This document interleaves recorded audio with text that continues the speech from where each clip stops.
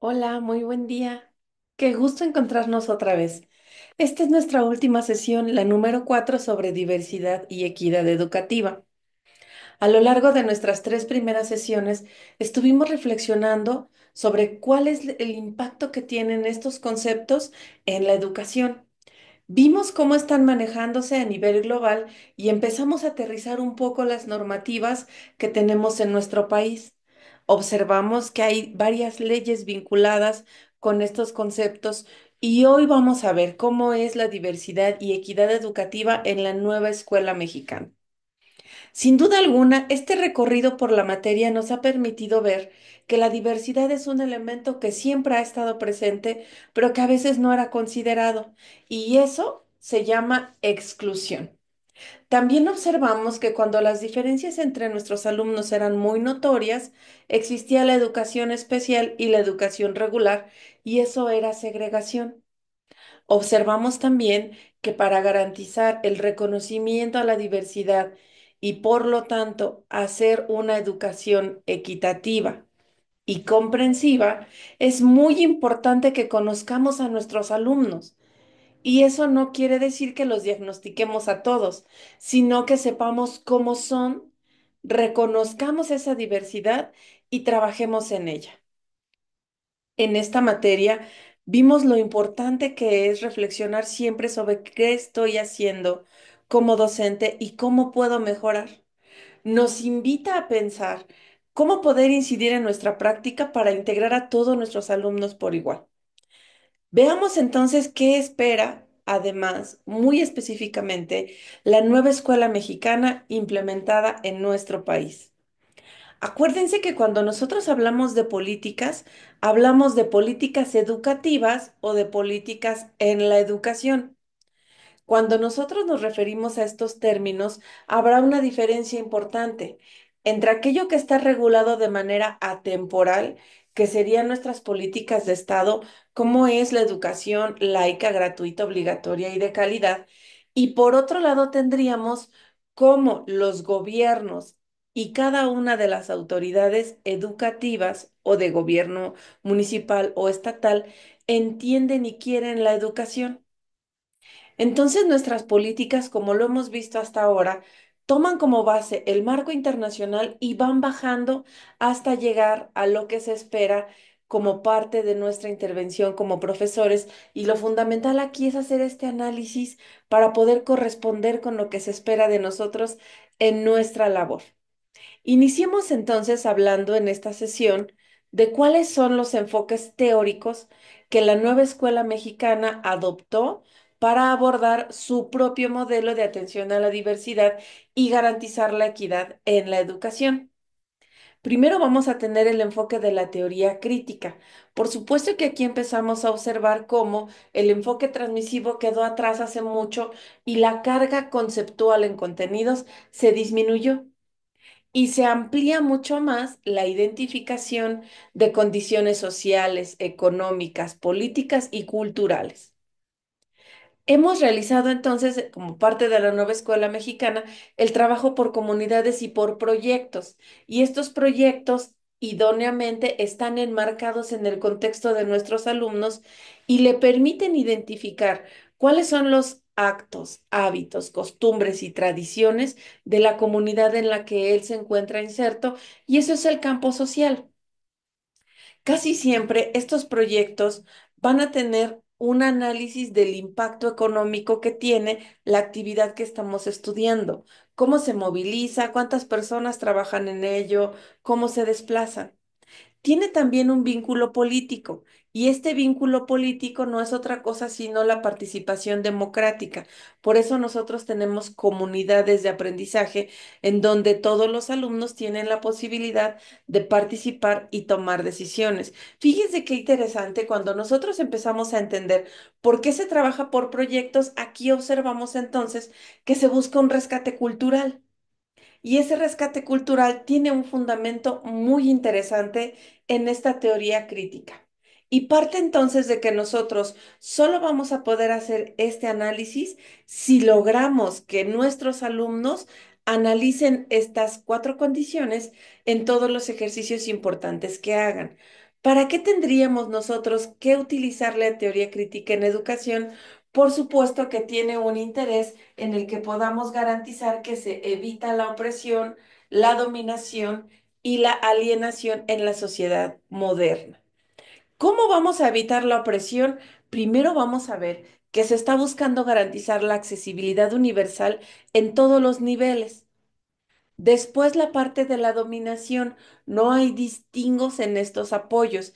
Cuando hablamos de alienación, nos referimos a darle un sentido tergiversado al que originalmente tiene una decisión. Por eso la sociedad moderna a veces tiene como patrones o perspectivas que llamamos hegemónicas y que no corresponden con una realidad, pero que nos marcan un poco estas decisiones y por eso es lo que se está buscando evitar. Un ejemplo de esta alienación es que todos los adolescentes son rebeldes, irrespetuosos y desinteresados. ¿Por qué sería una alienación?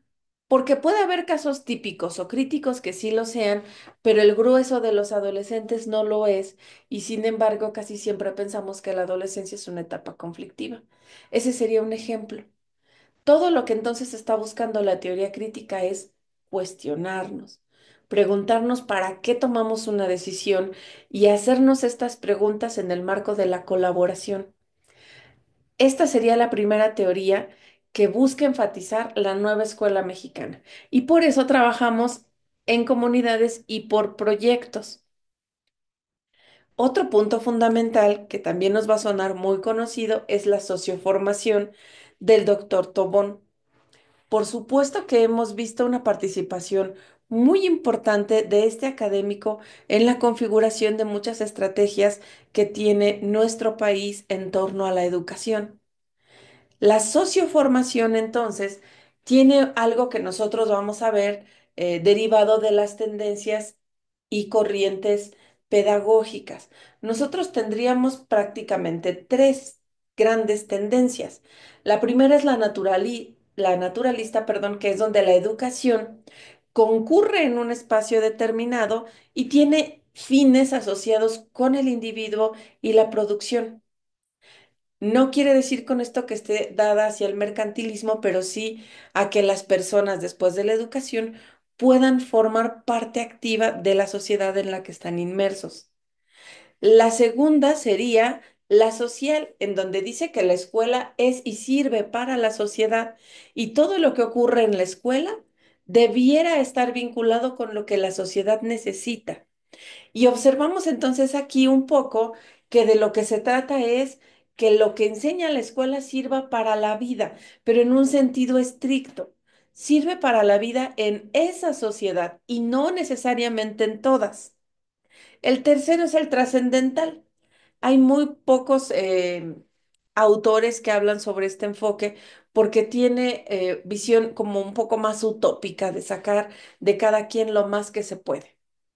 Sin embargo, cuando recuperamos la parte socioformativa, vemos dentro de esto que hay corrientes y tendencias que nos empiezan a mirar un poco hacia la importancia de la educación en el marco de un grupo social.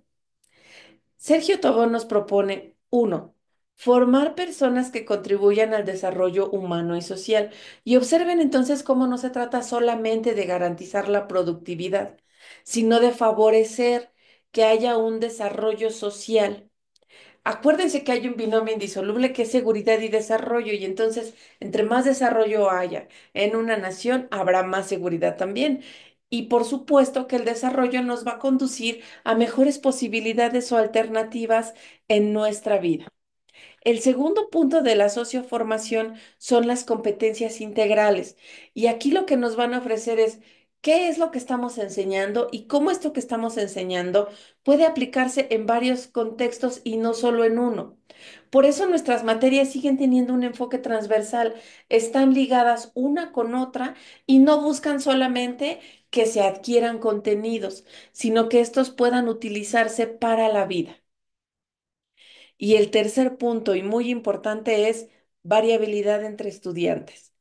Esto quiere decir que el enfoque socioformativo considera que no puede haber estándares universales. No quiere decir que no vaya a haber patrones de calificación. pero lo que sí hay es el reconocimiento de la variabilidad, que es el punto básico de la atención a la diversidad. Hay un tercer elemento teórico, y esta es la educación popular. Seguramente hemos escuchado hablar de Paulo Freire. Y este autor habla de la liberación del oprimido y maneja tres puntos importantes. Primero, tomar conciencia. Esto es algo fundamental dentro de la nueva escuela mexicana porque busca que el alumno reflexione sobre qué es lo que está pasando en su entorno social, cómo viven y cómo trabajan. El segundo punto es el diálogo. Y aquí recuperamos cómo trabajamos por proyectos porque todos pueden y deben participar. Y el tercer punto es la praxis, que sería como la práctica. Y quisiera en este punto recuperar una experiencia que me tocó en la escuela de mi hija, donde le pidieron como tarea que fuera a comprar pan a su comunidad y describiera todo lo que observaba. Y entonces nosotros fuimos alrededor de las 7 de la noche y ella empezó a describir desde que salimos de casa y notó que a esas horas mucha gente regresaba. Y cuando regresaban de sus trabajos o se bajaban del transporte público, pasaban primero a la panadería y luego se iban. Observó que cada uno de los panes tiene diferentes precios y que también diferentes conformaciones.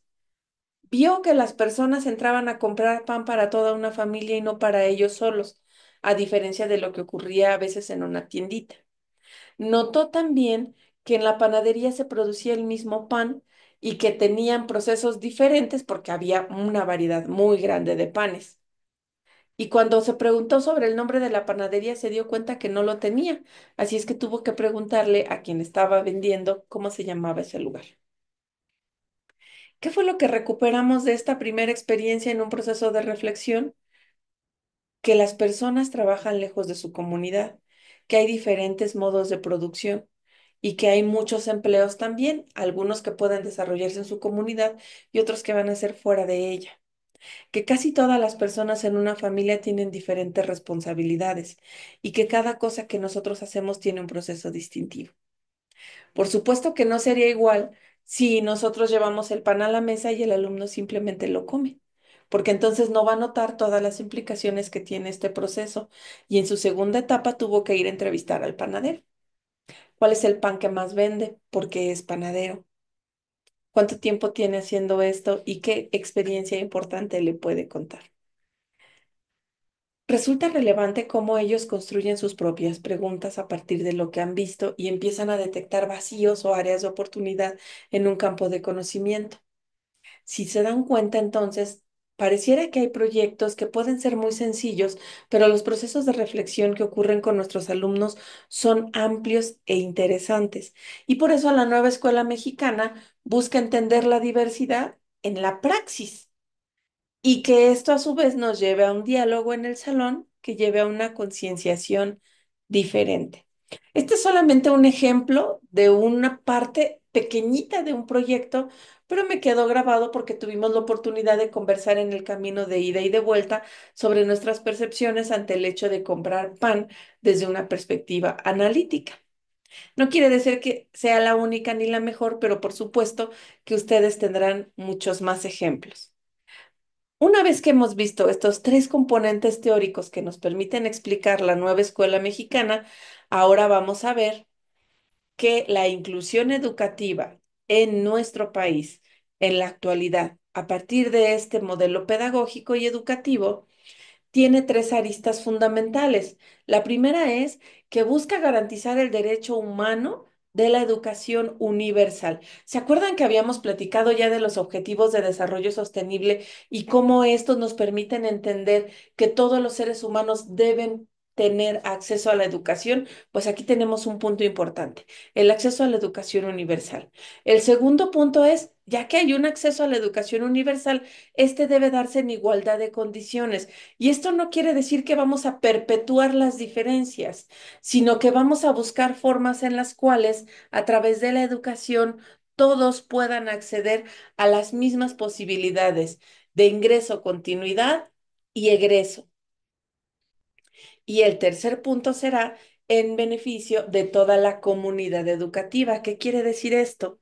La educación universal y la igualdad de condiciones necesariamente tiene que caer en un beneficio común, donde todos nos veamos beneficiados con esto que está ocurriendo al interior de cada plantel, y no solamente el plantel, sino toda la sociedad. Y para entender un poco más esto de la inclusión educativa, vayamos viendo entonces que hay términos diferentes. ¿Se acuerdan también que habíamos dicho que la integración educativa a nivel global se entiende como un campo más amplio que la inclusión? Sin embargo, desde la perspectiva de la nueva escuela mexicana, la integración educativa está solamente orientada a los que la necesiten, y la inclusión es para todos, diferentes o no. Esta orientación a la que los necesiten puede deberse a que tienen discapacidades, deficiencias, necesidades especiales o que demandan de modelos distintivos. Y la integración educativa busca garantizar recursos y servicios adicionales a los que da ya la escuela regular. Y esto lo va a hacer a través de adaptaciones y medidas compensatorias.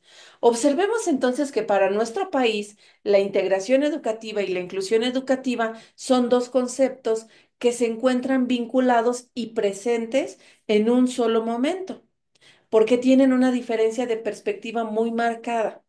La inclusión educativa parte del respeto a la diversidad y de garantizar que todos podamos estudiar, seamos o no muy diferentes. Y la integración educativa busca eliminar la segregación y la exclusión a partir de la detección de quienes necesitan actividades distintivas y quienes no. Otro concepto relevante será la educación especial. Quienes demanden de diferencias muy amplias para poder tener una educación que sea, como lo acabamos de decir, integral, va a ser objeto de recibir educación especial.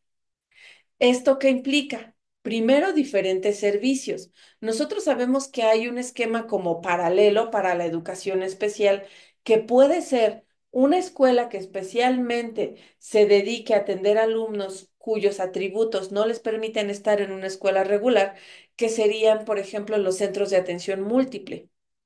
Y otro ejemplo sería aquellos que con apoyo pueden estar en educación regular, como la USAER o el UDI, y en muchas escuelas ninguno. A veces solo tienen un especialista y a veces no lo tienen, o tienen un psicólogo y ya. Dependiendo del número de población del lugar en donde nos encontremos, será la cantidad de servicios que podemos echar mano. Después tenemos los recursos. ¿Qué es lo que se necesita para que esta educación distintiva pueda materializarse? Es decir, ¿qué se puede dar a los maestros? La sesión pasada hablábamos un poco de el braille, por ejemplo, la lengua de señas, la infraestructura que tenga accesibilidad para las personas que tengan alguna discapacidad motriz, entre otros. Tenemos otro punto que serían los programas educativos, y aquí vamos a ver que la educación especial en nuestro país tiene programas diferentes de acuerdo al tipo de educación que se esté dando, pero que incluso estos mismos programas, cuando estamos trabajando educación especial o educación integral o inclusiva, a través de la integración o la inclusión, puede llevar a cabo programas diferentes en diferentes grados también. ¿Y a quién va dirigida la educación especial? Para estudiantes con discapacidad o que presenten dificultades para el aprendizaje. ¿Qué será relevante entonces? Que nuestro marco legal empiece a observar estas diferencias tan notorias y pueda tomar decisiones. Es decir, lo que nosotros habríamos de ver es cómo es que la educación o la legislación entiende que estos conceptos, estos tres que llevamos hasta ahorita, son diferentes, que pueden seguir coexistiendo y que no tienen que unificarse, pero sí tendrían que llevar un lenguaje específico dentro de sí cada uno, porque cuando los empezamos a combinar, entonces no estamos garantizando que se lleven a cabo de manera eficiente. Otro punto que también recupera la nueva escuela mexicana es la educación intercultural. Es decir, reconoce que más allá de la diversidad, que implica que tenemos características diferentes, puede haber interculturalidad. que es una diferencia notoria en función de una serie de conjuntos, creencias, hábitos, un gran número de recursos que hacen distintiva a una pequeña parte de la sociedad perfectamente bien delimitada y que esta diferencia puede traducirse incluso en un lenguaje diferente.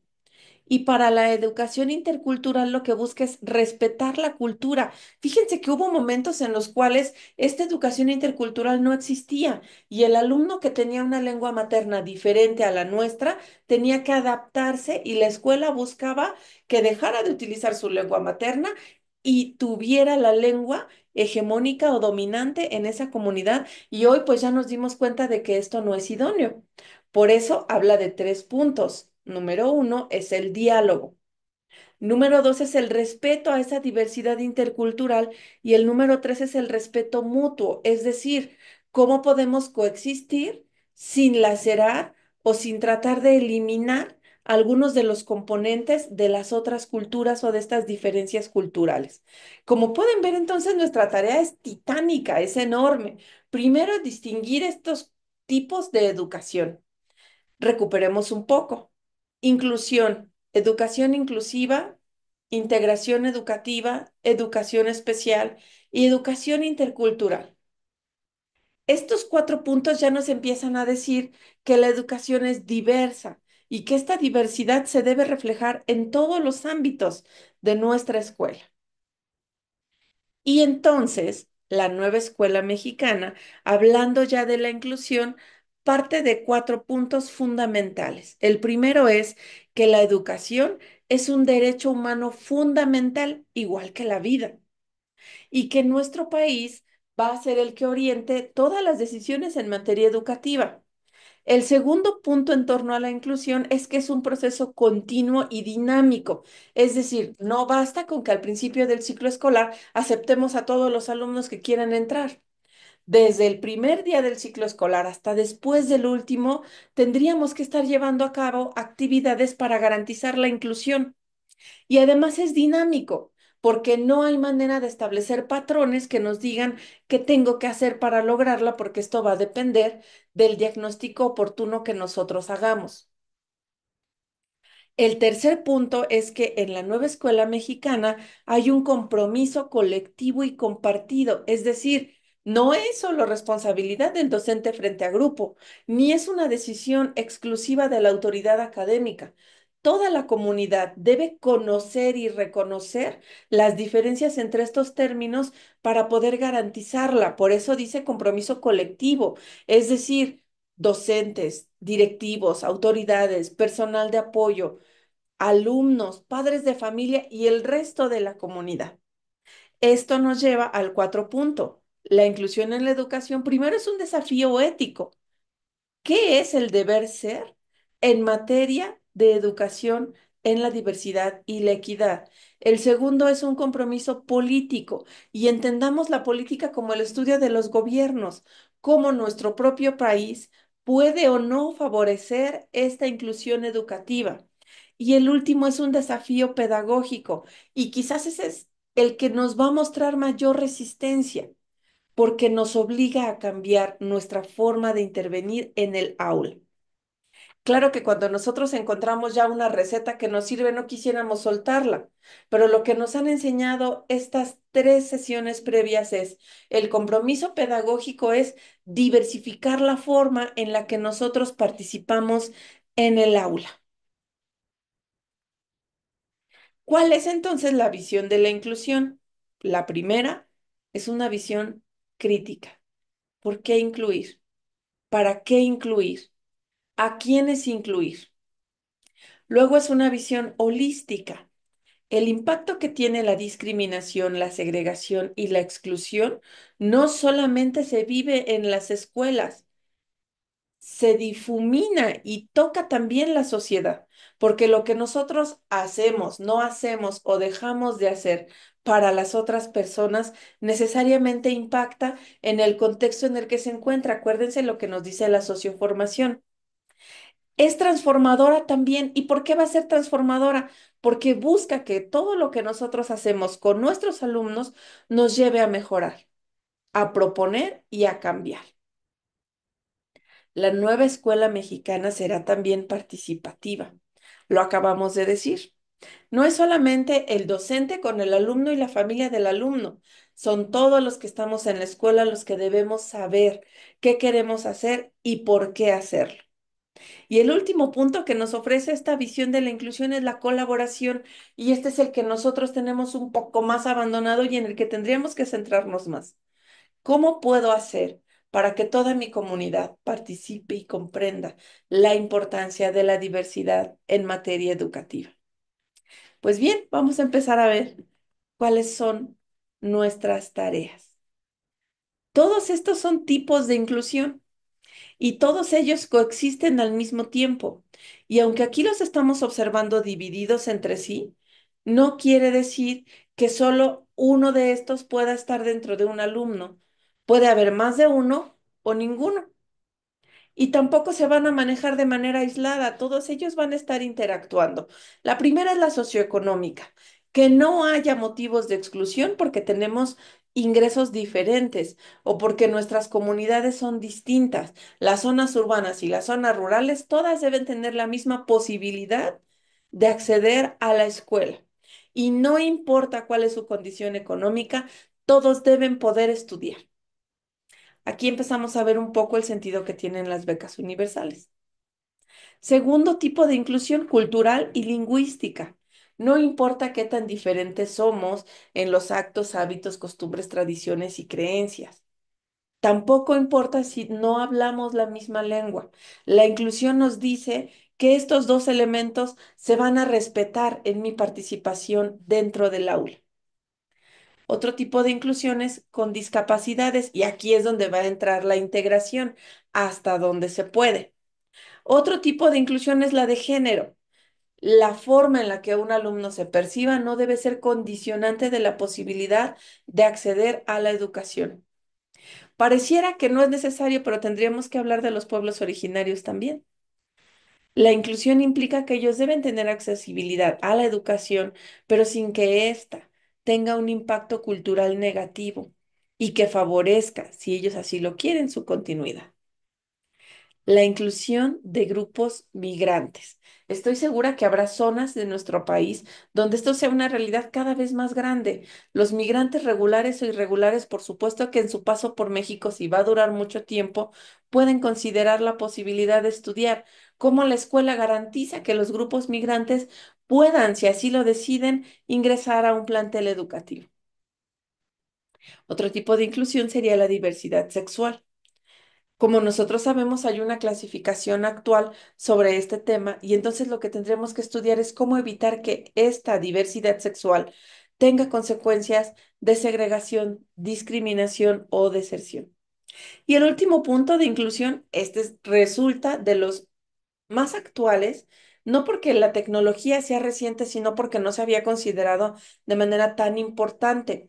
Y la inclusión tecnológica implica que nosotros debemos ubicar que nuestros alumnos aprenden diferente, tienen diferentes objetos y nosotros tenemos que empezar a integrarlos para que puedan utilizarse de manera favorable. Y aquí me gustaría que habláramos un poco de tres siglas que a veces no manejamos de manera tan diferente, que serían TIC, TAC, TEP.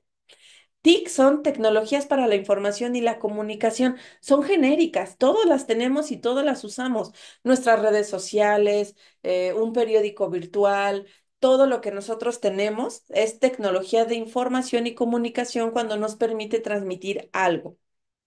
Pero luego tenemos unas segundas que son las que realmente van a la escuela, que son las tecnologías para el aprendizaje y la participación. Y aquí vamos a tener plataformas como Padlet, por ejemplo, como la adaptación de Zoom, de Gmail, de Teams, de todas aquellas plataformas que favorecen los aprendizajes. Incluso a lo mejor utilizar el Google Forms o el hacer cuestionarios a través de mecanismos virtuales como el Kahoot. ¿Qué es lo que busca entonces la inclusión tecnológica? ¿Cuáles son estas diferencias que si nosotros las integramos favorecen el aprendizaje? Las tecnologías para el aprendizaje y la comunicación son aquellas que están diseñadas específicamente para aprender, no solo para conocer. Por eso decíamos Kahoot. Kahoot lo vamos a utilizar cuando diseñamos preguntas y antes el alumno ya tiene el contenido y la pregunta solo le sirve para que pueda ubicar su nivel de aprehensión de lo que estamos viendo. Observamos entonces que en términos de materia educativa no nos tendríamos que centrar en las TIC, sino en las TACs, porque a veces suplimos el uso del pizarrón con una presentación y entonces podemos ponerles la presentación llena de letras y les decimos que lo copien y lo que nos ahorramos es escribir con nuestro pintarrón o nuestro gis en la pantalla. Esa no sería un ataque porque no favorece el aprendizaje, pero si lo favoreciera, claro que sí lo es y son las que nosotros debemos buscar. Y el último, porque dijimos que eran tres, TIC, TAC, TEP, son las tecnologías para el empoderamiento y la participación. Y quiero decirles que estas ya no están dadas para la escuela, porque lo que buscan es que las personas de alguna manera busquen empoderarse de la información, emanciparse y participar. ¿Y por qué ya no está tan dentro de la escuela? Porque es autónoma. La emancipación no se da como sí lo hace el aprendizaje y la enseñanza en entornos que ya sabemos en qué van a terminar. Así es que la inclusión en materia tecnológica no deja de ser un campo ampliamente interesante en esta materia y sobre todo en la nueva escuela mexicana. ¿Cuáles son entonces estos elementos metodológicos que nos van a permitir saber si estamos trabajando la inclusión y comprendiendo la diversidad o no? Tenemos tres momentos aquí, pero realmente son cuatro, solamente que el último pues ya no nos cabe por el espacio de la diapositiva. Primero, diagnóstico participativo. ¿Cuáles son las barreras en el entorno que podrían limitar que estos alumnos que estamos viendo aquí en los tipos de inclusión ingresen, permanezcan y se promuevan en el plantel? El segundo punto es cuáles son los facilitadores, es decir, con qué cuento o qué tengo que me permite esta continuidad en el ámbito de la educación. Una vez que yo haya detectado esto, que en términos a lo mejor mucho más metodológicos le podríamos llamar fortalezas y debilidades, aquellas que están dentro de la escuela, oportunidades y amenazas a las que están en el entorno y que se concentran a través de lo que llamamos MEFI y MEFE, que son matriz de factores internos y matriz de factores externos, que una vez ponderados elegimos los más importantes y hacemos nuestro análisis FODA. Triangulamos fortalezas, oportunidades, debilidades y amenazas para generar estrategias, que es el segundo punto. Entonces, nuestro diagnóstico puede ser a través de muchas herramientas, un simple listado o una lista de verificación, una lista de cotejo, la observación sistemática, cuestionarios, entrevistas y la conjugación de estos, como ya lo vimos, en una MEFI o en una MEFE, en una matriz de impacto o en cualquier herramienta o ninguna si es que no lo consideramos oportuno. Esto nos lleva a generar nuestro plan de acción, que tiene tres componentes importantes, las estrategias. Acuérdense que cuando nosotros vamos a, por ejemplo, buscar conseguir un objetivo, planteamos una estrategia. ¿Qué voy a hacer primero? ¿Qué voy a hacer después? ¿Qué haré al final? Y dentro de estos pasos, ¿cómo lo haré? Y eso nos lleva entonces a ver que nuestros planes de acción toman como base las actividades. Es decir, para que cada paso de mi estrategia se pueda consolidar, tiene que conjuntar varias actividades y todas ellas me llevan al logro de los objetivos. Y para definir si yo puedo materializar, esta actividad, lo que debo de hacer es ubicar cuáles son los recursos con los que yo cuento. Si estos recursos son suficientes, entonces puedo materializar mi actividad. Si la suma de actividades se logra, voy a consolidar mi estrategia. Y para saber si vamos bien, es la ejecución y el seguimiento. Ya que terminé mi plan, por supuesto colaborativo, empiezo a ponerlo en marcha. Y esa puesta en marcha va a llevar un seguimiento continuo. Este seguimiento tiene una finalidad, la evaluación. ¿Cómo lo logré? ¿Cómo lo hice? ¿Qué resultados obtuve? Y esto hace que sea un proceso cíclico porque este análisis me va a llevar a hacer un nuevo diagnóstico. Empecemos a pensar entonces cómo garantizar la inclusión en mi plantel. Bueno, iniciaremos por elegir el estímulo. Acuérdense que un estímulo es todo aquello que percibimos a través de los órganos de los sentidos. ¿Qué es lo que quiero hacer? Esto me va a llevar a la iniciativa. ¿Qué voy a hacer? Me va a llevar a buscar la voluntad, el que yo decida emprender acciones para garantizar esa iniciativa. Y ya que yo tenga esa voluntad, me voy a la toma de decisiones. Vamos a ver con cuál de todos los estímulos que estamos percibiendo nos vamos a decantar. Un poco como cuando nos asignaban un presupuesto por escuela y teníamos que presentar un proyecto. Claro que había muchas ideas en puerta de cosas que podíamos hacer, pero teníamos que elegir solo una. Y para eso planeábamos la tarea, es decir, pensábamos qué vamos a hacer y lo empezábamos a ejecutar. El tercer punto era la metacognición, cómo lo estoy haciendo, qué se me está dificultando, qué se me está facilitando, qué estoy aprendiendo de esto que estoy haciendo. Para llegar a la anticipación, todavía o el problema no se presentaba y nosotros necesariamente ya tendríamos que haber estado actuando en él. Para eso es necesaria la flexibilidad. ¿Cómo puedo ir haciendo ajustes? Que en nuestros términos, cuando se tratan de ajustes derivados de las dificultades de aprendizaje o las barreras para la participación, serían ajustes necesarios. Esta flexibilidad me va a llevar a procesar la información, con qué cuento, qué tengo, qué he visto, qué puedo mejorar, y esto me lleva finalmente a procesar el contexto social. Todo esto que estamos viendo se puede hacer a nivel de operaciones cognitivas.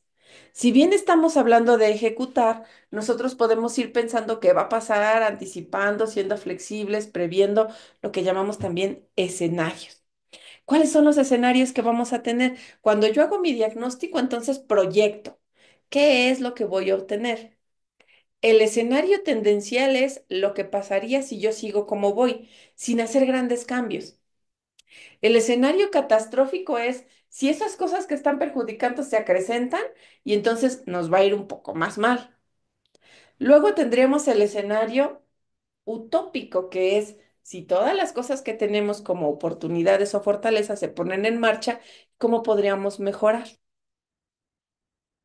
De estos entonces nosotros tendríamos que elegir cuál es el apuesta, cuál es el escenario apuesta y sobre él dirigir nuestras intenciones. Muchas veces nosotros antes de materializar un plan, anticipamos cómo nos va a ir o qué nos puede ocurrir. Y ya que pensamos profundamente todo esto, ahora sí, vamos a empezar a trabajar. Ya pensamos mucho, ya empezamos con la elección y vamos en el contexto social. ¿Qué tenemos que empezar a escribir? Análisis del contexto.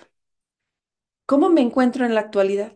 ¿Cuántos alumnos tengo? ¿Qué características tienen? ¿Cómo es mi escuela? ¿Qué recursos tiene? ¿Qué infraestructura? ¿Cuáles son los recursos humanos? ¿Qué elementos del capital humano pueden fortalecer mi propuesta? ¿Cuáles son las características que tenemos a nivel institucional? Y de allí voy a pensar, a partir de todo esto que sí tengo, ¿qué puedo tener? Por eso dice futuro posible. Segundo punto, ya que lo escribimos este primero, nos vamos al análisis teleológico y filosófico. ¿Qué es lo que vamos a lograr si materializamos este proyecto? ¿Cómo vamos a construir diferente la educación? ¿Y cuáles serían este conjunto de valores y preceptos que nos van a permitir entender lo que queremos hacer? Son dos elementos fundamentales cuando planteamos un proyecto y eso lo deberíamos tener claro. No podemos plantear un proyecto sin ir definiendo qué queremos hacer. Luego el análisis normativo. ¿Cómo y para qué quiere nuestro país que eduquemos? ¿Esa propuesta en materia educativa, la que nosotros tenemos, converge con lo que las leyes marcan? ¿O forma parte de las políticas de gobierno, es decir, el Plan Nacional de Desarrollo y el Programa Sectorial de Educación? ¿Se vincula con los Objetivos de Desarrollo Sostenible? ¿Y cómo nosotros podemos promover mejoras a partir de lo que vamos a hacer? Ya que vimos estos tres puntos y ya dijimos, bueno, sí, a nivel estratégico tiene mucho sentido lo que estamos haciendo, nos vamos con el análisis de los ámbitos de desempeño. ¿Dónde se va a observar esto que nosotros queremos? a nivel estructural, a nivel funcional, a nivel instrumental, será a largo plazo, a mediano, a corto plazo, tendrá que ver con los estilos, con los ritmos de aprendizaje, cuáles son los límites espaciales y temporales que va a abarcar nuestra propuesta, quiénes son los sujetos a los que se dirige, cuál es el límite espacial en el cual se va a materializar y cuál sería nuestro límite temporal. Como nos damos cuenta, aunque son 4 elementos apenas, ya llevamos un gran número de elementos que vamos a integrar para hacer nuestra propuesta. Y de allí viene ahora sí algo mucho más particular. ¿Cuáles son las características de nuestros alumnos? ¿Cómo son? ¿Qué es lo que hacen? El número, las calificaciones, las escuelas que le anteceden, las que van a venir después. ¿Cuáles son las características que ellos van a tener de acuerdo a mi comunidad? ¿Qué esperar de ellos? Este punto quizás es el más complicado porque debe tener un diagnóstico muy integral. Sin embargo, no deja de ser indispensable. Y ahora sí, vamos a ver en qué parte del plan de estudios puedo integrar lo que estoy proponiendo. El texto con el que trabajamos como base esta sesión nos tiene varios ejemplos de cómo garantizan la integración y la diversidad a partir de actividades dadas en momentos específicos como un taller. También puede ser dentro de las mismas materias, en espacios adicionales o en ningún espacio, pero sí de manera transversal. Puede ser que lo metamos veladamente o expresamente dentro de los proyectos que nosotros vamos a llevar a cabo en el año, o a lo mejor lo hacemos aparte como uno de los elementos de nuestras reuniones del Consejo Técnico.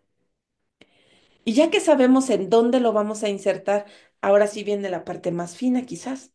¿Cuáles son las estrategias metodológicas que me van a permitir diseñar situaciones didácticas o cualquier tipo de situación? Y me gustaría ahorita recuperar algo que me gusta casi siempre explicarles y decimos que las situaciones didácticas tienen su origen en palabras que se originaron en el conductismo. ¿Se acuerdan que nosotros decíamos siempre estímulo-respuesta?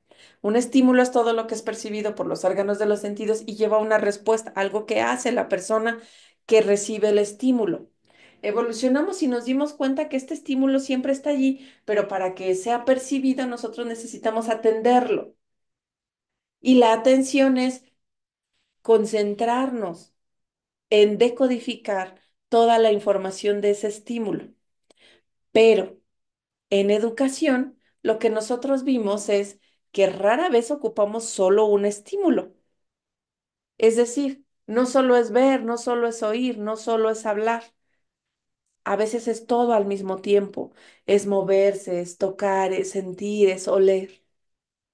Cuando nosotros juntamos varios estímulos, tendremos una situación.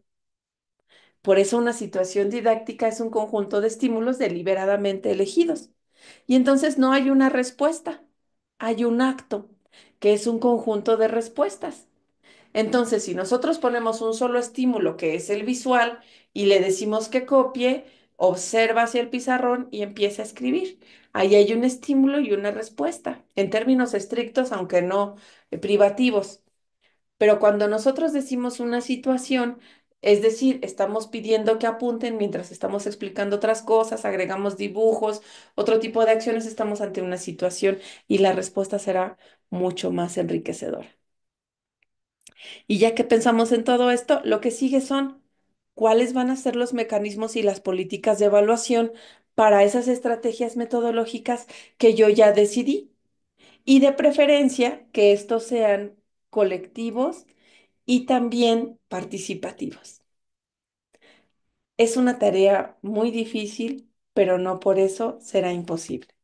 Precisamente por eso, quiero decirles que fue un gusto compartir este espacio académico.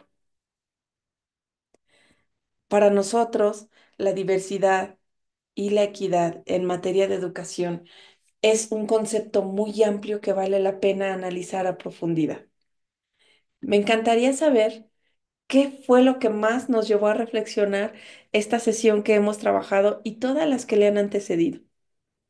Estoy segura de que todos nosotros nos hemos detenido a pensar un poco si en algún momento hemos hecho acciones que pueden llevar a la discriminación, a la exclusión o a la segregación. Creo que casi todos ubicamos que en algún momento sí lo hicimos, casi sin querer. Ese es el motivo por el cual tenemos que estar analizando esta materia, porque no habría manera de hacer las cosas sin querer. Toda la educación es algo deliberado. Conocer estos enfoques a nivel global, aterrizarlos en el marco legal y luego cerrar el día de hoy con cómo se transfieren a la nueva escuela mexicana, nos está permitiendo orientar que la labor del docente del siglo XXI debe reinventarse. No importa cuántos años nosotros tengamos ejerciendo la educación, tampoco si nosotros apenas estamos preparándonos para ello. Lo fundamental es todo lo que nosotros hacemos, todo en la educación debe primero identificar la diversidad y luego garantizar la inclusión. Y si vemos que la diversidad es muy marcada, tenemos que apostar a la integración o a la educación especial. Pero todo esto empieza en nosotros.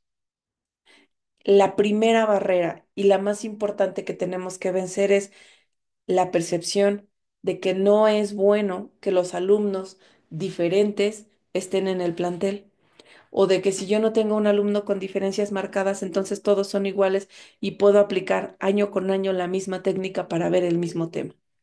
Ese es el reto, esa es la barrera a romper, reinventar la docencia, conocer nuestras leyes, leer nuestras políticas, actualizarnos en materia de contenidos, buscar cómo identificar a nuestros alumnos y entender que esto que estoy encontrando en ellos, si yo hago una intervención educativa comprensiva y contextualizada, va a hacer que ellos cambien y cambien para bien.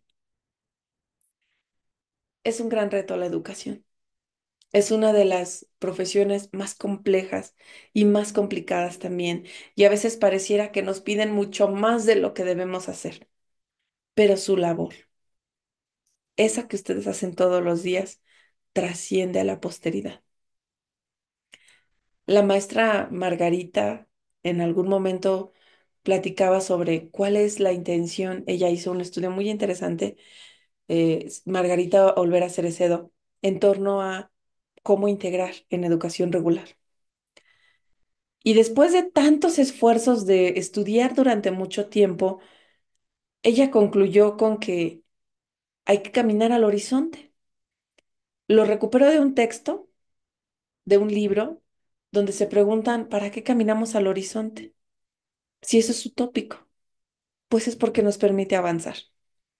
Y yo quisiera pedirles entonces que ustedes todos los días inicien sus actividades pensando en caminar al horizonte, en avanzar un paso más, en dinamizar su labor docente para que todo el tiempo estemos mirando qué puedo hacer mejor.